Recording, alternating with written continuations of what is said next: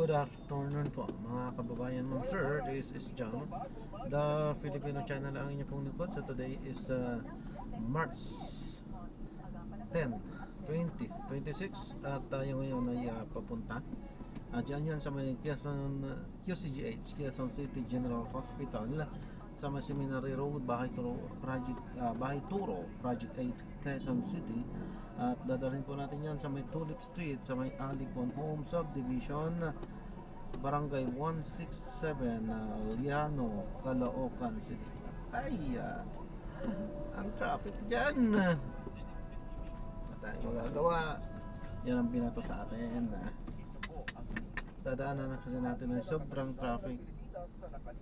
Kung pwede lang sana i-cancel eh. Kasi ayaw kong gagawin kasi na siyempre karapatan sana nating magpili, kaso bato na yan sa atin eh.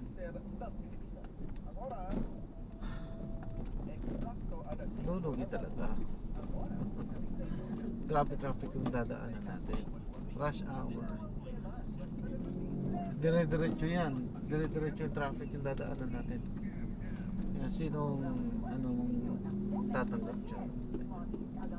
Dapat sana yung mga ibang napukumit na lang. Kasi traffic talaga yung pagdadaanan. Meron tayong mga gawa. Siyempre meron siguro mga talaga. Yung iba naman nakakunawa, nagdadagdag. Mabawi lang yun sa gasolina. Pero hindi po tayo nagpapadagdag. Basta bang lang sa loob nila, okay, tatanggapin natin. Bakit hindi? Pero yung mga Muslim pandagdag, ano lang naman yan, 50, 100 lang yung mga pinakamataas naman din yun. Pandagdag gasolina lang talaga. Pero yung nawala sa oras, kasi matatraffic ka oras-oras talaga, imbis na makakarami ka pa, wala na yun.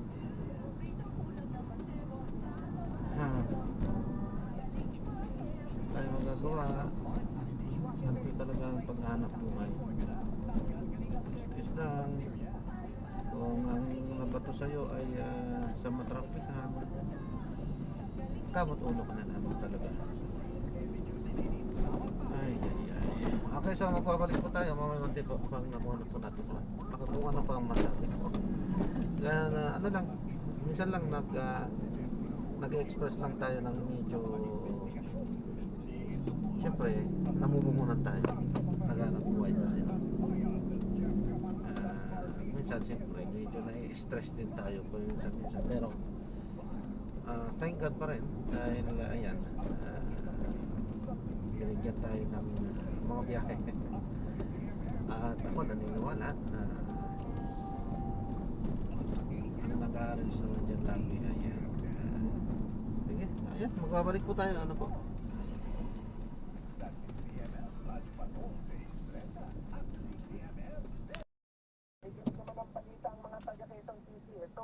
Ano yan? It can work for or against him.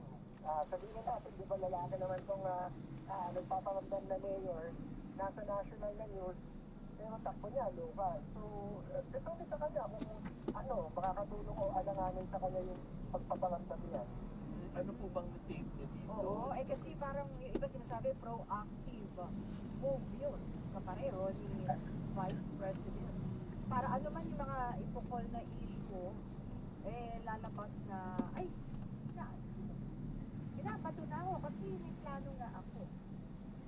Baka ang galawang national na nagpapapresko, nagpapag-interview, nakikita ka sa national na balita versus sa galawang lokal. So, sa lokal, hindi masyado maganda ang pananaw sa kanya ng mga citizens. Kasi natalo na siya ng 2 o 3 beses dati. Tapos, hindi naman natanggap-tanggap yung mga parang pinagagawa niya para sa mga citizens. Madami sa mga citizens, professional.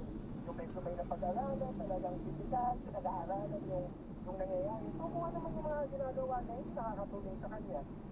At yun nga kasi nga dito sa past few days, kasama niya itong leading ex-vice, no? Naglabas na sila ng aligasyon.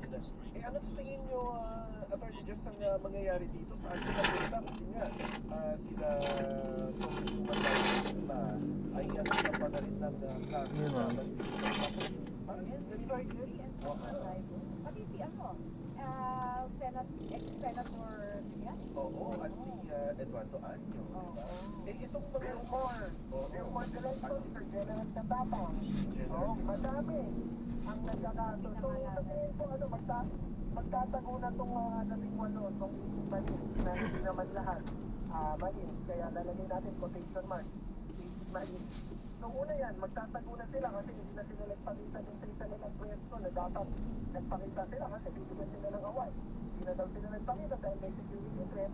Eh, mga mali ko eh. So, ang tanong, bakit ang simple security threat yung makakapag-intuit or makakonvince sila na huwag na magpakita sa isang pwesto. Kaya naman nilang i-security mo yung sarili nila kung mga mali talaga sila. So, pangalawa, kasi sa pagtatago, meron daw mga second batch ng quote-unquote manin. Kung mga bodyguard, saka bagman, yung dahil ko na mag-address ko nila.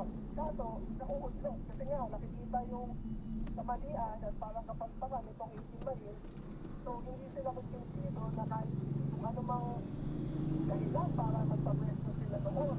Kung kinukunsin sila, talaga parang walang dahilan kasi nakikita nila parang sila lang mapapaya, sila lang malalagdag, sila lang yung makakasuhan, wala namang sabit yung operator nila o kung sino man nagkukunsin sa kanila na magpa-presto. By the way, ako may isa akong 21st, specifically nag-message sa akin. Ito talaga, former Marine, nag-message sa akin na nilalapitan siya, kinakausap siya, kinoconvince siya na sumakit sa at 2 o sa second batch ng mga magpapapesmon. Kaso hindi siya nagpapautsok, hindi siya nagpapaloko kasi nakita nga niya yung kwento, parang hindi naman tahi. Saka hindi naman talaga totoo sa kanyang karanasan. Gusto lang na ipasabi sa kanya na gano'n daw yung nangyari, etc. So, hindi siya tumakay sa gustong gawin nitong operator. May second wave pa pala. Oo. Sabi ko naman, pagdadasal ko na lang ito, pagdadasal ko siya, alam ko naman may discernment yung nag-message sa akin. Eventually, sabi niya, nag-message siya, hindi siya tumuloy. So, wala yung second batch. Kasi, itong marine na to, former marine na to, talagang may credibility to eh. Ayaw na magpagamit. So, nag-discernment siya, hindi naman siya nagpagamit. Sa March 16, attorney, partner, Congressman natin. Ano ba yun? Malimunan. March 16, inaasahan, no? Nasasagot na ang Vice Presidente doon sa notice, no? Na ipinadala sa kanya. Anong tingin mo, attorney?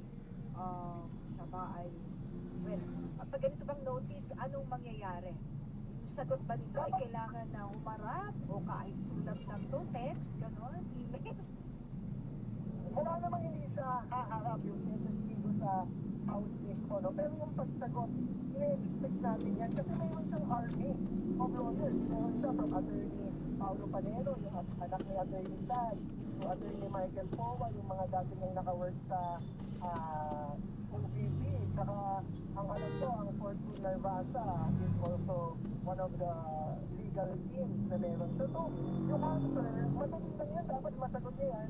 Ang advice ko, solicitor, kung may nakikinig man mula sa kanila, kung hindi nila i-review lahat ng kanilang mga alam, kung may alam man sila para mapawalang sala siya or ma-deny yung mga akusasyon. Pero kailangan may basic man lang na answer. Kasi a no answer, kung hindi siya magpapahal ng kahit na anong sagot, kasi hato siya sa public opinion nun. Kasi walang mababasa yung mga supporters niya.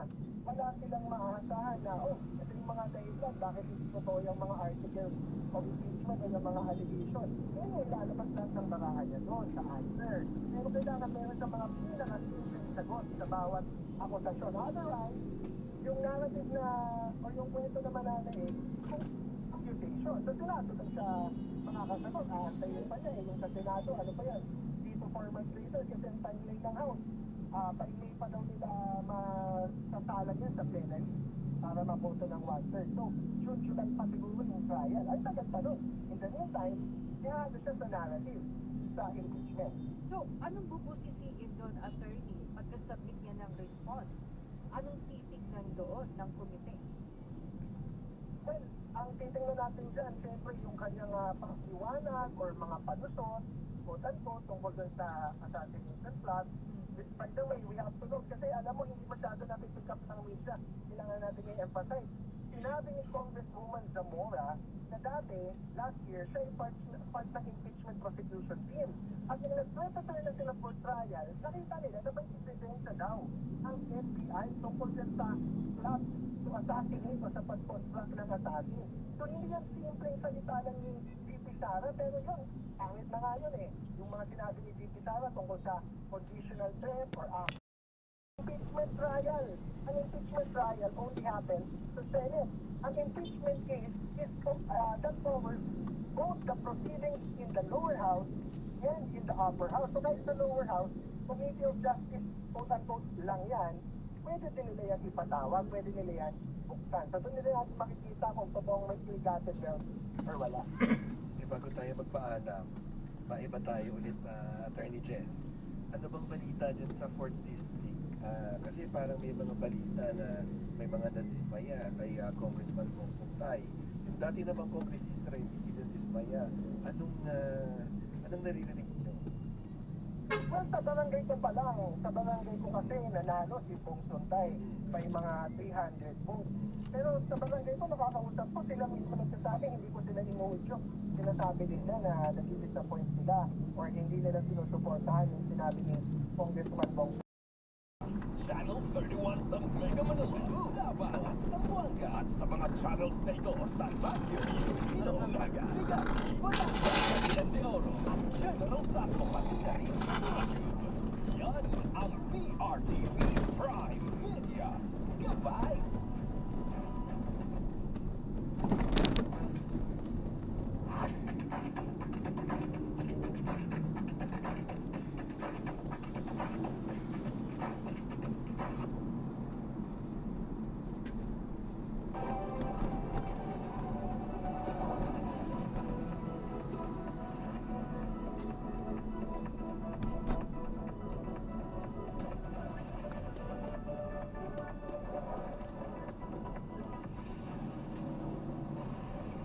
Live traffic update muna tayo mga karangkada. Ang nakikita nyo sa inyong mga screens ay ang feed mula sa MMDA Metro Base. Ito ang sitwasyon dyan sa may EDSA Pituason. So sa mga nakikinig sa radyo, ang tinitingnan natin ay yung papunta na ng Cubao area. Unahin natin sa kanang bahagi ng ating mga telebisyon. Yan yung northbound lane ng EDSA Pituason. So yan yung galing ng Makati, galing ng Mandaluyong, galing ng Ortigas area at papasok na ng Cubao area dyan sa Quezon City. At sa nakita nga natin, habang papalapit kayo dyan sa may Cubao Underpass, mabagal ang galaw ng mga sakyan. Pero doon sa may service road, doon medyo mabilis ang daloy ng mga sasakyan sa mga oras na ito.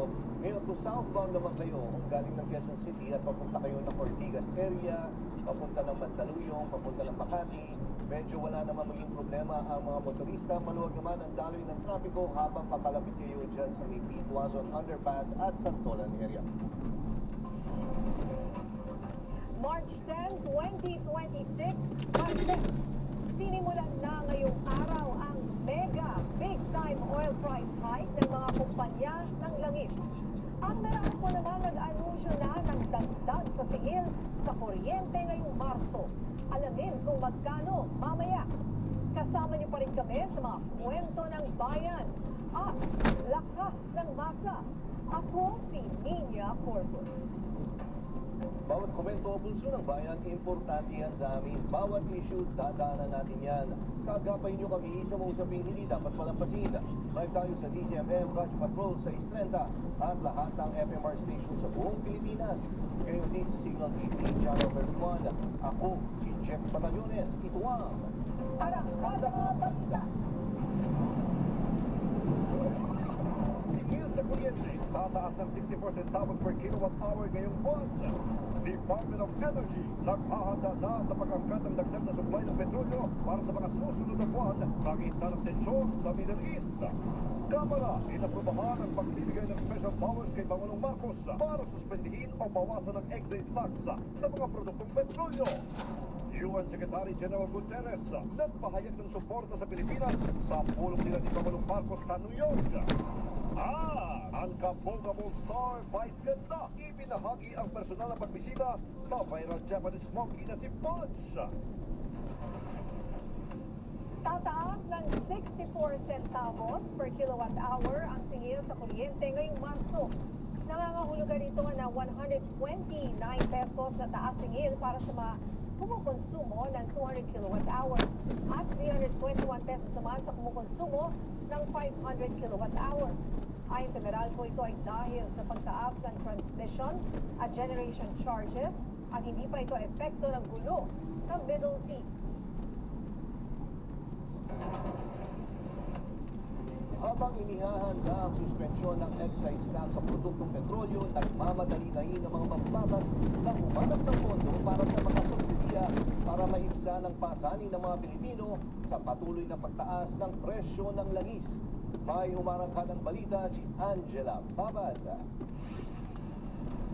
Minamadali na ng Senado ang pag-aproba sa request para sa emergency powers ni Pangulong Ferdinand Marcos Jr. upang pansamantalang isuspindi ang excise tax sa mga produktong petrolyo. Ngunit habang hinihintay ang tax suspension, tinitigan na rin ng Senado kung ano pa ang maaaring mamobilize ng pondo para sa mga subsidiya at financial assistance. Bunsod na rin ang patuloy na pagtaas ng presyo ng langis dahil sa tensyon sa isang silangan.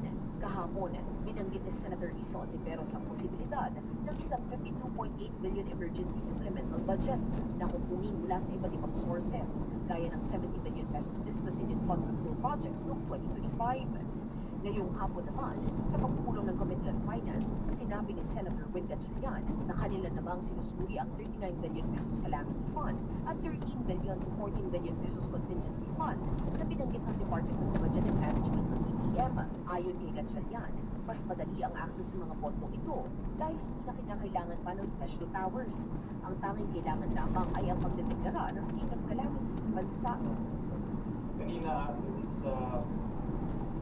sa hearing on the Committee on Finance, DBM was there, tinanong namin point blank kung pwedeng gamitin yung calamity fund under NDRM fund dahil we can interpret this as a man-made calamity at ang spillover niya ay dito sa Pilipinas, sa bansa natin. At under the law, pwede rin kasi doon economic constructions. So, broadly, pwedeng mag-interpret na itong man-made calamity nila creating economic construction sa pamumuhay ng tao. Ako si Angela Babad ng 30 Servicio para sa Pilipino. Isinusulong sa Kamara ang investigasyon sa pagpapalawak ng telecommuting o work from home arrangement sa bansa bilang posibleng solusyon sa tumataas na presyo ng langis at pamasahe. May umaarangkadang balita si Mari Ocampo. Maraming Pilipino ang nangangamba sa patuloy na tensyon sa Middle East. Bukod kasi sa mga pangamba sa seguridad ng OFW, naman na ang epekto nito sa presyo ng krudo sa Pilipinas at ibang parte ng mundo. Kapag tumataas ang presyo ng gasolina at diesel, hindi naman ang mga malalaking negosyo ang unang naapektuhan. Ang unang tinatamaan ay ang mga araw-araw na kumakayod para lang may makain ng kanilang mga pamilya. Ang mga ordinaryong empleyado at manggagawa. Kaya naman inain ni House Majority Leader Sandro Marcos ang isang House Resolution na nag-uutos sa Committee on Labor pati na rin sa Trade and Industry na magsagawa ng joint inquiry para suriin ang implementasyon ng telecommuting at iba pang flexible work arrangement sa bansa. Target nitong matukoy kung paano makakatulong ang work from home setup para mabawasan ang gastos ng mga manggagawa sa transportasyon at kuryente. Yung mga workers natin, ang hirap bumiyahe, pasok, pauwi, tapos yung gastos pamasahe. Gaya ng pag-work at home, ma-minimize mo yung gastos mo at saka ma-maximize mo yung oras mo sa bahay at sa trabaho. Sa ilalim ng Telecommuting Act na ipinasa noong 2018, pinapayagan ang mga kumpanya na magpatupad ng remote work setup. Ngunit sa kasalukuyan, limitado pa rin ang implementasyon nito sa ilang sektor. Kaya't nakikita ng mambabatas na may puwang pa para palawakin ang polisiya. Inaasahan na ihaharap ng mga komite ang kanilang findings at recommendations kay Speaker Boji D. para sa posibleng mga bagong panukalang batas o polisiya. Ako, si Mario Ocampo ng PRTV News, nagsaserbisyo para sa Pilipino. Samantala, naghahanda na ang Department of Energy sakaling mahirapan na rin ang bansa sa pag-angkat ng dagdag na supply ng petrolyo sa mga susunod na buwan. Samantala, isang ekonomista naman ang nagbabala sa inaasang pagbilis ng inflation at pagbagal ng economic growth ng Pilipinas. May umarangkadang balita si Naomi Tiburcio. Hanggang Abril o Mayo na lang ang buffer stock ng mga gasolinahan sa bansa. Batay sa panayam ng DZMM Radyo Patrol 630 kay Energy Secretary Sharon Garin, ito ang dahilan kung bakit ngayon pa lang naghahanda na ang Department of Energy sakaling mahirapang makabili ng supply ng petrolyo. I'm more optimistic na makakuha tayo ng supply. I think what worries me more is the price. Kung hindi tayo makabili doon sa South Korea, meron naman tayong Canada o Brazil na pwedeng kausapin. Kung di magbenta yung iba, we have other countries na pwede natin kausapin. Ang tanong, kung magkaproblema sa supply, maaari nga bang maulit ang pagrelasyon gaya ng nangyari noong krisis sa petrolyo noong dekada 70? Sa ngayon, ayon sa DOE, hindi pa. Pero sakaling magtagal pa ang gulo sa gitnang silangan, Possible kung may mga iba pa, things get worse and worse, possible. Pero we'll work hard to avoid that. isa pa sa pinoproblema ngayon ang epekto nito sa kuryente na maaaring umabot sa 16% ang itataas. Isa sa suhestyon ng ilang eksperto, suspendihin ang VAT sa kuryente. Ayon sa ekonomista na si Professor Winnie Monson, bago ipatupad ang anumang suspensyon sa buwis, pag-aralan muna itong mabuti. Dahil kung mababawasan ang kita ng bansa, kakailanganin nating mangutang para sustentuhan ang mga proyekto sa Pilipinas. Our debt to GDP ratio will go up. You think when the debt to GDP ratio goes up, lamang problema na naman ang Pilipinas. Isa niya sa maaring gawin ng Kongreso ay bawasan ang unnecessary expenditure sa mga ahensya ng gobyerno. Sa kabila nito, ang malinaw sa ngayon ay ang pagbilis ng inflation, pati na ang pagbagal ng paglago ng ekonomiya. I think very, very definitely our growth is going to slow down. Very definitely. All right? To the extent Ma'am, may bayad po. that working in the Philippines are repatriated. Ako si Naomi Tiburcio ng PRT. Sampu ito. Nagseservisyo para sa Pilipino. Sige, bigyan nyo na lang po mamaya, ma'am.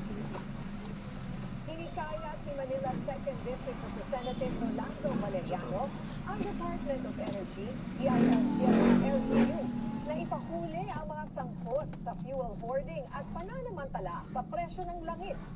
Hinimok din niya ang gabinete na pag-aralan ang rekomendasyon na magdeklara ng National State of Economic Emergency sa tamang panahon para magamit ang mga emergency power laban sa price manipulation at hoarding.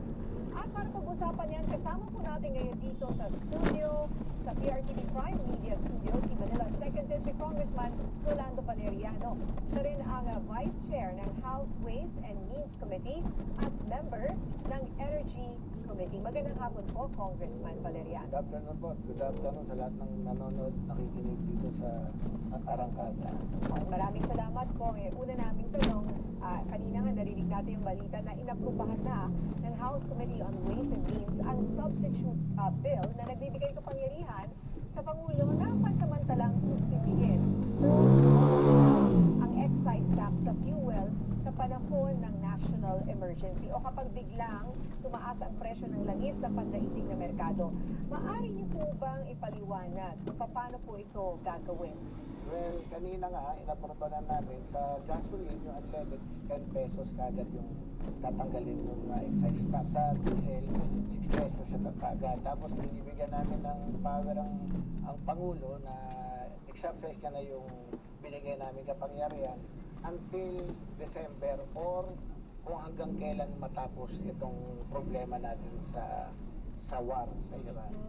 Paano kung sana hindi naman? Oo, di ba? Kung tumagal after 6 months? Pwede pang extend ng Congress yun. At kung matapos naman kagad, pwede na rin natin suspindihin sa Kongreso rin manggagaling since kami ang nagbigay ng power. So kami rin yung magsususpindi kapag sa tingin namin wala na yung war at bumalik na sa dati yung presyo ng langis. Oh. Pero sir, yun nga eh, kunyari, di ba sabi nga ni partner, wag naman. Pero kunyari, dumating tayo sa senaryo tumagal, saan natin kukunin yung mawawalang pondo mo? Yung mawawalang pondo? Opo. Ano naman ba kasi, ang tingin ko dyan, kung tataas talaga yung presyo ng gasolina, tataas din yung duties and VAT niya. So makukompensate din. Nawala yung 6 pesos saka 10 pesos, tataas naman din talaga. And hopefully, wag naman mangyari yun. Pero, saka magti-trickle down na rin sa tao. Alam mo, pag tumaas lahat ng bilihin, tataas yung VAT, malaking malaking problema rin. Sana wag tumagal yung war. Kasi emergency talaga to at hindi rin natin lagi inaasahan itong nangyari sa atin. And in fairness sa gobyerno, gumalaw agad sila at ang unang naisip, yung suspendin yung excise tax sa gasoline saka sa diesel. O kailan kaya ito gagawin? Isasalang yan sa plenary siguro by tomorrow. At ang Senado, alam ko tapos na rin sila. Mabilis lang yan, siguro within 2 weeks nasa presidente na yung poder para ma-implement ito. Yung abolition muna ng ano to, hindi to talaga tatanggalin muna excise tax ng gasoline and diesel. Temporary lang. Temporary. Temporary. The maximum time na binigay is up to December. It can be extended or it can be reduced. And hopefully nga, hindi na talaga definite. Hopefully, within, wag magamit eh. Oo. Sana bago gamitin, tapos na rin yung So ang sinasabi sir, hanggang December, pero paano kunyari, nag-aayos ng maaga-aga? Bakit babawiin yun? Yeah. Pwede nang bawiin ng Kongreso yun. Ang masama nga lang kanina, isang pinagtatalungan namin, bakit tumaas kagad? At hindi naman yung bakit tumaas kagad yung presyo ng diesel and gasoline? Samantalang lumang stock pa before the war pa. Yun nga yung pinag-uwigan kita ni partner. Lagi natin tinatanong po yun, kesyo yung mga sagot nga nila, yung talaga ang sistema, at saka dati nang gawin. Mapapansin niyo po, walang lumalabas sa oil player ngayon na para magpaliwanag dito. Oo nga po. Everybody knows naman na yung stock nila is for 1 month yung big player at 15 days yung sa small player. So akin dyan, saan naman lang, total lahat naman naghirap, ang gobyerno gumagawa ng paraan para maibsan yung pagtaas ng konting, kahit ba sabi natin band-aid solution, ang taong bayan naman ay lahat nag-ipon-ipon na yung pasahero, yung mga driver na natin, lahat ng magiging affected, kumbaga nagsisigitan na sinturon. Bakit itong mga oil player na to, bakit hindi naman sila makisama sa paghihirap natin at sila pa yung nakinabang dito? Imagine ang isang depo, definitely, meron siya mga minimum of 5 million liters ang isang depo. At walang small player ngayon dito. I can attest to that. Walang small player na walang 5 million liters na stock ngayon. Imagine mo 5 million liters times 20 pesos. That's 100 million na wala silang ginagawa. Naka-stock lang yung nila, yung gasoline nila. Hindi pa naman sabi nila, kasunduan daw nila noon na every Tuesday magtataas sila o magbababa. Pero siguro naman na-observe nyo, nagtataas talaga. Pero hindi natin maramdaman talaga. Matalang talaga. Imagine mo, kay bilis-bilis nila kanina, tinanong ko magkano tinaas, 14 pesos, 15 pesos. At may utang na loob tayo sa kanila dahil supposed to be raw yun, 25, staggered lang daw. Kaya nga. Yun ang nga So yun, ako nag-file din ng resolution kanina sa Congress to investigate ang mga oil player na yan dahil naniniwala ko like an economic sabotage. Cartel talaga yung nangyayari sa kanila. Aminin mat nila hindi. Nag-uusap-usap sila kung kailan sila magtataas at kung magkano yung tataas nila. Sinamantala nila to, tumaas yung maps, yung presyo sa pandaigdigang pangkalakalan. Sinamantala nila to, nakisunod sila sa pagtaas. Samantalang yung stock nila, doon pang mababa yung gasolina. Baka papunta pa lang dito yung galing sa Strait of Hormuz na sinasabi nila or hindi pa. Meron tayong mga in-transit na parating dito na hindi pa rin dapat affected. Dahil nila nabili pa rin sa mas murang Yeah, and the more yung mga before the war. Oo. At sabi ko nga kanina, ang ginagawa naman ng mga player na yan, everyday na kasi yung galaw ng langis parang stock station, di ba? Wala naman bibili na pag mataas yung presyo, tsaka ka mag-trigger, tsaka ka bibili. Oo nga. Definitely, inaantay din nila bumaba, tsaka sila bibili. Pagbili nila, wala naman negosyante gustong malugi. Oo nga. So pagdating dito ngayon, tumaas yung itataas naman din nila yung langis. Sabi ko nga, dapat maimbestiga na rin ng Kongreso dahil yung talagang parang nakatali ang kamay ng gobyerno. Nating lahat dahil gawa ng regulation. Opo. Wala akong tayong magawa. Wala tayong magawa. So, dapat revisit na natin yun. Dapat yung mga ganito. Baka hindi na applicable sa panahon na to. Oo, yung ganito mga, kahit man lang itong emergency situation na to, magkaroon ng kamay ang gobyerno para kahit papano. Oo. At ito nga, sabi natin kanina na nawagan kayo na paigtingin ng aksyon laban sa fuel hoarding. Gaano po ba kalaganap ang ganitong gawain ngayon at paano ito epektibo masusugpo ng pamahalaan? Siguro talaga ipulis lang talaga. Identify naman kung nasa ng depo. Hindi ba? Madali lang yun. Puntahan mo yung depo ngayon. Pag nakita mong may laman at hindi lumalabas, just like yesterday, ang daming gasolinahan natin nalalaman na ubus daw sila, wala sarado. So, ilan tayo nila yung 12 o'clock kagabi, kanina ba 6 o'clock? Pinamplang nila. Kung titignan mo yung, kung susundan mo yung gasolinahan na yun, siguradong wala naman nag-deliver kagabi ng fuel doon. So, all fuel yun nandun, hinord lang nila, and imagine mo, nung in-stock nila ng a matter of days, 1 day, so kumita sila ng mga 15 pesos, 20 pesos per liter. Sabi ko, sinadya talaga na Pinipig talaga nila. sinasabi nga natin ngayon, sa panahon na to, na lahat tayo nagtitiis, lahat tayo ninenervyos, lahat sinasamantala tayo ng mga ganitong negosyante, hindi tama. Opo, di ba dapat talagang ma-identify niyo po yan? Hindi naman natin sinasabing lahat. Konti lang naman yan.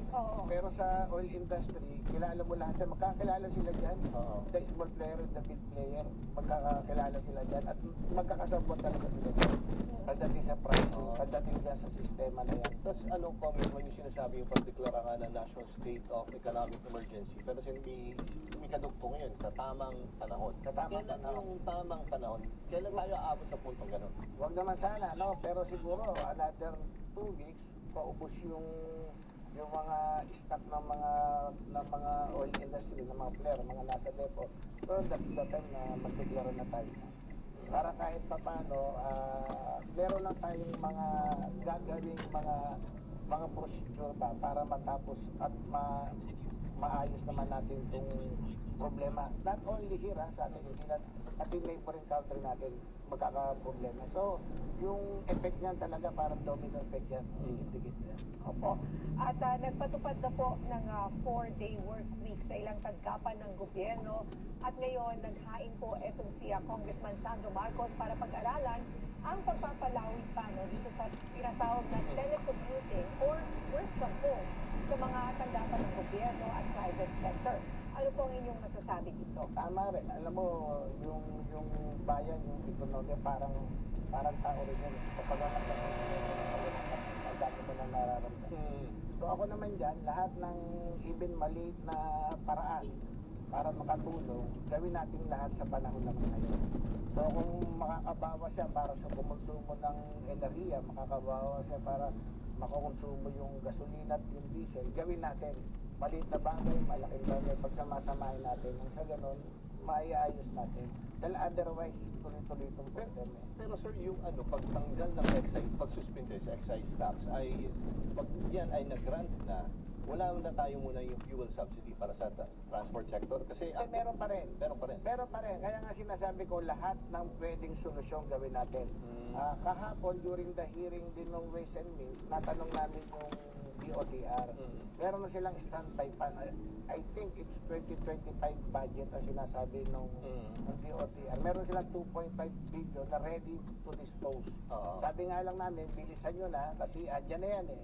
So, subsidy, 4-day work, suspension na excise tax, lahat gawin natin para mapababa lang natin kahit artificial yung price ng gasoline. Kasi pag hindi natin napababa yan, lahat tatamahan, mag-trigger daw na. ultimo pagtulog mo sa gabi, mamahal na yan. Yung aircon mo, yung Electric electric mo. Yung pagtaas ng Meralco na announcement na tumaas na rin agad ang presyo ng kanilang kuryente natin ay wala raw kinalaman sa gera. So, can you imagine, next week, Lalo na yung may kinalaman pa. Exactly. Hindi, tsaka partner, tama din yung yung sa pagsuspende ng excise tax. Kasi yung fuel subsidy, okay yan. Pero, para sa mga, yung mga driver ng jeep. Pero paano yung mga private individual? Oo, yun. Etong pag-suspend ng excise tax Yan na yun. Whether mayaman, mahirap, Lahat pakikinabang. lahat tatamaan dito sa pag-suspend. So, yun yung maganda. At ako pinupuri ko yung Pangulo natin at yan ang unang ginawa. At yan yung unang, at least madali mong makita na pagkuha ng agad ng problema. Kaya tinanong ko kanina, 65 pesos ang gasoline ngayon, ang diesel yata. So pag tinanggal mo ba yung 6 pesos, as easy as 59, oo daw. So maganda na rin. At kailan nga huli natin sa tingin nyo mararamdaman ito? Mararamdaman natin. Yung pagbaba ng gasolina. Ito nga yung pinag-uusapan namin kanina. Yung stock nila before the war, kadali-dali nilang inikrisan ngayon kasi yun daw mati. Opo. Pero pagdating sa pagtanggal ng excise tax, kailan natin mararamdaman? Pag naubos daw yung stock nila, nagbayad sila ng excise tax. Eh di, gano'ng Baka katagal? patayin na, patayin na yung kabayo. Wala na nga. Yun na nga, pero siguro naman may measure na gagawin ng gobyerno rito na apan yung hawak ma-implement na kagad. At madali naman bilangin yun. Ako sinabi ko nga kanina sa DOE, all you have to do is to go to the depo. Konti lang naman ang depo rito sa Pilipinas. Konti lang naman yung mga fare. Puntahan nyo na kagad, i-sounding test nyo na yung gasolina, kung ilan yung natitira, at lahat ng darating dyan, definitely, accepted sa excise tax na. At lahat ng lalabas, wala na yan. Pagka nasimulan na yan, hanggang pang price mararamdaman na natin yun, yung problema. And hopefully, wag mag-$80 per barrel lang ang gasoline natin. Dahil yun, mahal nyo sa ating lahat. Mukhang doon nga po papunta eh. Pero sana nga hindi pa rin. Diba? Ang hirap pag gano'n. Expect the worst and hope for the best. Ang hoping natin dyan, kahit hindi tapos yung war, yung river na dinadaanan niya, pabuksan. Doon lang naman, kasi yung supply naman ng Iran, hindi naman siya 90% dito. Mali.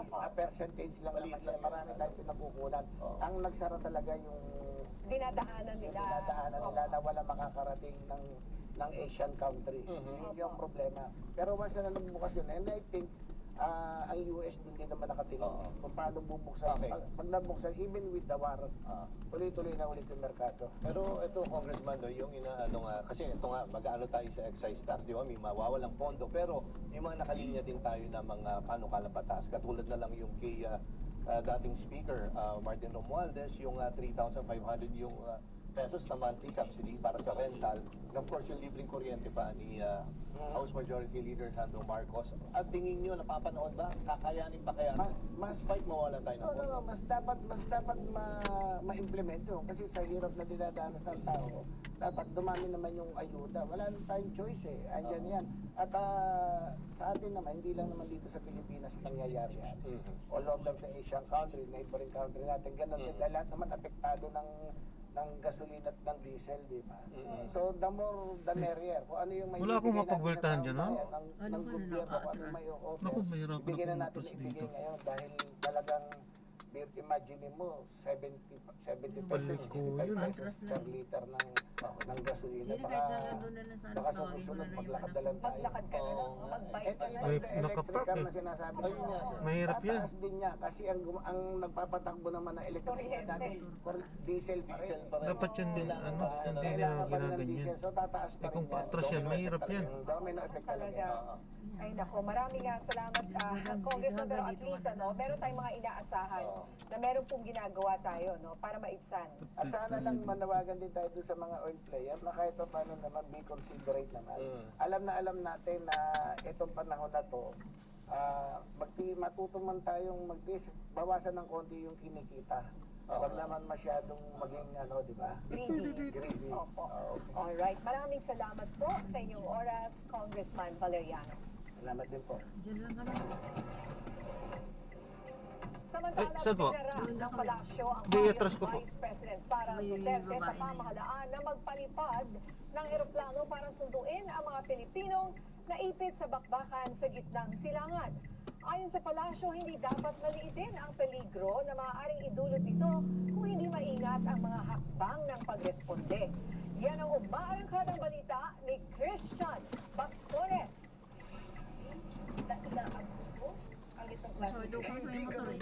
Ito ang tugon ng Malacanang kay Vice President Sara Duterte. Tapay nito na magpadala ng mga eroplano ang pamahalaan para sunduin ang mga OFWs na naipit sa giyera sa Middle East. Ayon kay Palace Press Officer at PCO Undersecretary Claire Castro, bagamat handa na ang logistics, hindi anya madali na magpadala ng air assets dahil sarado pa ang malaking bahagi ng airspace sa riyon.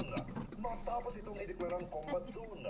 Kinalala po ng Pangulo ang maaaring danger kung agad-agad po maililipad ang ating mga Ito ba? kababayan. Kung patuloy po ang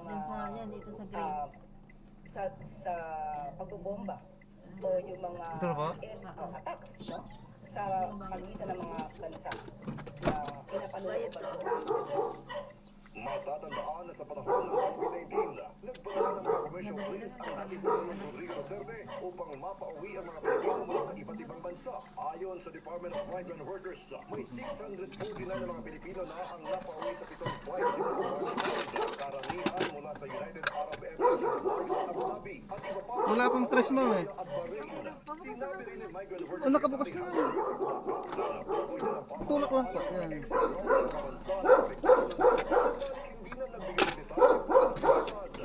Samantala, bigyan ng mga palasyo ang mga nagsasamantala sa krisis ng langis. Kapag po kayo ay nahuli sa batas, nahuli na nag-board, or umaksyon, lumabas ng mga pipili, hindi po kayo tatanggalan ng ating pamahalaan dahil kayo po ito ay magdimanda at saka Ihit ang palasyo. Drop na natin sila. Maraming salamat po sa panonood. Hanggang sa muli po, ingat. God bless. Paalam po muna. Pasamantala tayo gagawa na ng ibang video sa ating susunod na misyon. Paano po?